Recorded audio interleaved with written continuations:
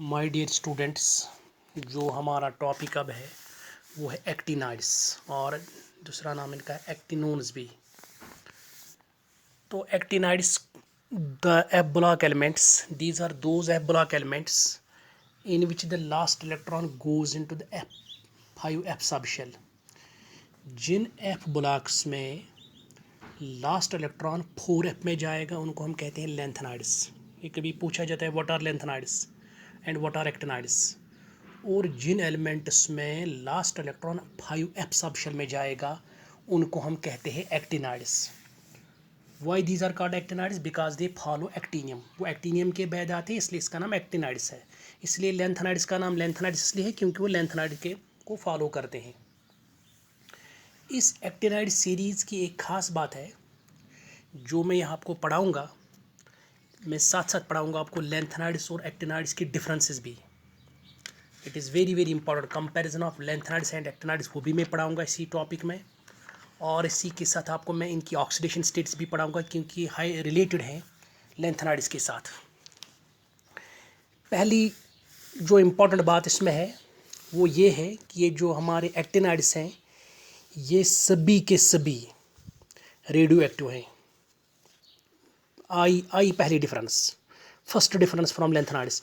Lanthanides में खाली एक ही एलिमेंट है जो रेडियो एक्टिव है, that was promethium. I think so promethium था वो। लेकिन यहाँ पर जो ये हैं ये सभी रेडियो एक्टिव है, नंबर वन।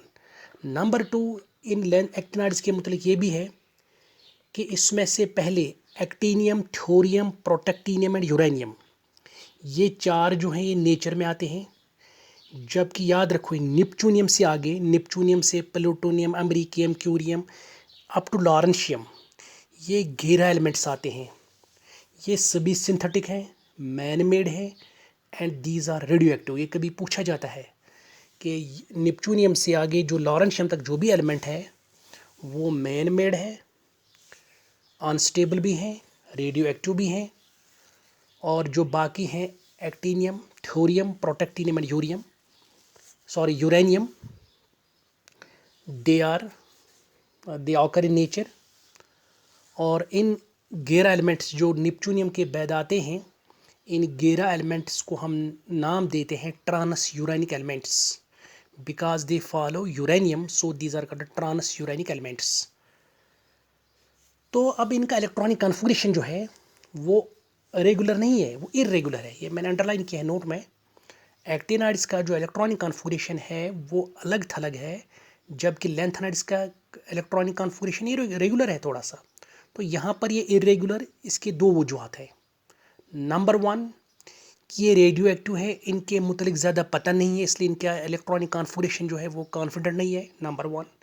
नंबर टू, जो energy difference between 5F and 60 which is the main reason, क्योंकि 5F और 60 जो सब शेल्स हैं इनके दरमियान जो एनर्जी डिफरेंस है वो बहुत ही कम है। ये कभी पूछा जाता है एग्ज़ाम में क्वेश्चन कि why the electronic configuration of actinides is irregular. इसका ये रीज़न है क्योंकि because of almost identical energy of 5F and 60 subshells. 5F and 60 subshells जो हैं उनकी जो एनर्जी है वो लगभग सेम है।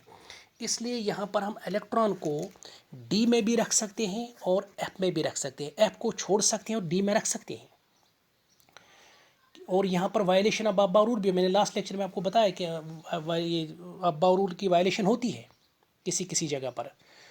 तो यहाँ पर हम अब आप कहेंगे कि ये एक्टिनियम से जो मैंने इलेक्ट्रॉनिक कॉन्फ़िगरेशन पेज डाला है, एक्टिनियम में एफ में इलेक्ट्रॉन नहीं है, इसमें 6 में है, डी में है, थोरियम में भी डी में है। और एफ इलेक्ट्रॉन जो जाते हैं वो स्टार्ट होते हैं प्रोटेक्टिनियम से। लेकिन प्रोटेक्टिनियम का एक इलेक्ट्रॉनिक कॉन्फ़िगरेशन जो मैंने लिखा है 5F261, मैंने एफ में भी रखा है, डी में भी रखा है। और यूरेनियम में मैंने एफ में भी रखा है और डी में भी रखा है। निप्चूनियम में मैंने एफ में भी रखा है और डी में भी रखा है। फिर आगे मैंने खाली एफ में रखा है, फिर डी में मैंने नहीं रखा है, सिर्फ क्यूरियम और लॉरेंशियम में, क्योंकि वहाँ पर आपको मिल रहा है F7 that is half filled and F14 that is completely field. जहाँ पर आपको निप्चूनियम से आगे जहाँ पर आपको हाफ फिल्ड मिलेगा डी में रखने से या कम्प्लीटली फिल्ड मिलेगा डी में रखने